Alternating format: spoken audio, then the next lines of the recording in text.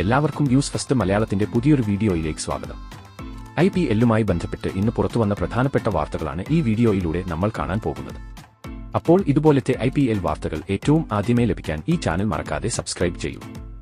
IPL 2025 കാത്തിരിപ്പ് അവസാനിച്ച് countdown ആരംഭിച്ചിരിക്കുകയാണ്. ചെന്നൈ സൂപ്പർ കിങ്സ് ഇത്തവണയും ചാമ്പ്യന്മാരാകുമോ? ചെന്നൈയുടെ പുതിയ തന്ത്രങ്ങൾ എന്തൊക്കെയാണ്? ധോണിയുടെ ആ വലിയ ഉത്തരവാദിത്വം എന്താണ്? IPL 2025 ആദ്യ മത്സരത്തിൽ ചെന്നൈ സൂപ്പർ കിങ്സ് മുംബൈയെ തോൽപ്പിക്കുമോ? എന്നീ കാര്യങ്ങളാണ് നമ്മൾ ഈ വീഡിയോയിൽ നോക്കാൻ പോകുന്നത്. ഈ വർഷത്തെ IPL കിരീടം സ്വന്തമാക്കുന്നതിനായി സമ്പൂർണ്ണ തയ്യാറെടുപ്പിലാണ് ടീം ചെന്നൈ സൂപ്പർ കിങ്സ്. ഈ സീസണിൽ ചെന്നൈ സൂപ്പർ കിങ്സ് ടീമിന്റെ ക്യാപ്റ്റൻ ഋതുരാജ് ഗേക്വാദ് ആയിരിക്കുമെന്ന വാർത്ത ആരാധകരെ ആവേശത്തിലാക്കിയിരിക്കുകയാണ്. ക്യാപ്റ്റൻസി ഏറ്റെടുത്ത ഋതുരാജ് ഗേക്വാദ് ഈ സീസണിൽ ഒരു അതിശക്തമായ പ്ലേയിംഗ് 11 പ്രഖ്യാപിച്ചിരിക്കുകയാണ്.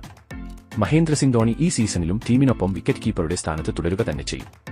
ഇതോടൊപ്പം തന്നെ ടീമിന്റെ സമ്പൂർണ്ണ ഭാരം തനിക്ക് ചുമലിലേറ്റിയിരിക്കുകയാണ് ഋതുരാജ്.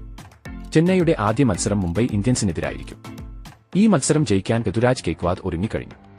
മിനി ഓപ്ഷൻ പൂർത്തിയായപ്പോൾ തന്നെ ചെന്നൈ സൂപ്പർ കിങ്സ് തങ്ങളുടെ 25 കളിക്കാരുടെ ലിസ്റ്റ് തയ്യാറാക്കി. ടീമിൽ ഒട്ടേറെ മാറ്റങ്ങൾ ഉണ്ടായിട്ടുണ്ട്. അതേസമയം പഴയ ചില കരുത്തരായ കളിക്കാരെ ടീമിൽ നിലനിർത്തുകയും ചെയ്തു.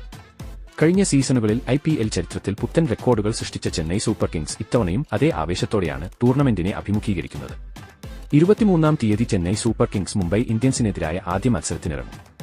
ഈ മത്സരം ജയിക്കാൻ ശക്തമായ പ്ലേയിംഗ് 11 ആണ് ടീമിൽ ഒരുക്കിയിരിക്കുന്നത്. ഓപ്പണർമാരായി ഋതുരാജ് ഗേക്വാദ്, ഡെവോൺ കോൺവേയും ഇറങ്ങും. അതിനു പിന്നാലെ 3-ാം നമ്പറിൽ ബാറ്റിംഗിനായി രചിൻ രവീന്ദ്ര ഇറങ്ങും.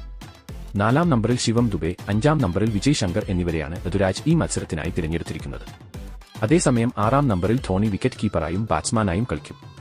ടീമിന്റെ അനുഭവ സമ്പത്തിനെ ശക്തിപ്പെടുത്താൻ രവീന്ദ്ര ജഡേജ, രവിചന്ദ്രൻ അശ്വിൻ എന്നിവർ ടീമിൽ ഉൾപ്പെടുന്നു. സ്പിന്നിംഗ് വകുപ്പിൽ അശ്വിനും ജഡേജയും ഒരുമിച്ച് വലിയ മാറ്റം ഉണ്ടാക്കുമെന്നാണ് ആരാധകരുടെ പ്രതീക്ഷ. അതേസമയം ഏറ്റവും പ്രധാനപ്പെട്ട ബൌളർമാരിൽ ഒരാളായ നൂർ അഹമ്മദിനും ടീമിൽ പ്രധാന സ്ഥാനമുണ്ട്. അതോടൊപ്പം തന്നെ ബൌളിംഗ് നിരയിൽ പതിരാനയും ഖലീൽ അഹമ്മദും കളിക്കും. ഈ 3 പേസ് ബൌളർമാരും ഒരുമിച്ചാൽ ചെന്നൈയുടെ ബൌളിംഗ് നിരയ്ക്ക് വൻ കരുത്താകും.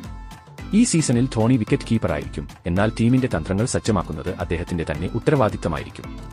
ചെന്നൈ സൂപ്പർ കിങ്സ് ഏറ്റവും കരുത്താർന്ന ടീമുകളിലൊന്നായാണ് ഇത്തവണ IPL കിരീടത്തിനായി പോരാടുന്നത്. ചെന്നൈയുടെ ഈ പ്ലേയിംഗ് 11 നിങ്ങൾക്ക് എങ്ങനെ തോന്നുന്നു? എന്തെങ്കിലും മാറ്റങ്ങൾ വേണമെന്ന് തോന്നുന്നുണ്ടോ? നിങ്ങളുടെ അഭിപ്രായം താഴെ കമന്റ് ചെയ്യാൻ മറക്കരുത്. കൂടുതൽ ക്രിക്കറ്റ് അപ്ഡേറ്റുകൾക്കായി ഈ ചാനൽ സബ്സ്ക്രൈബ് ചെയ്യുക.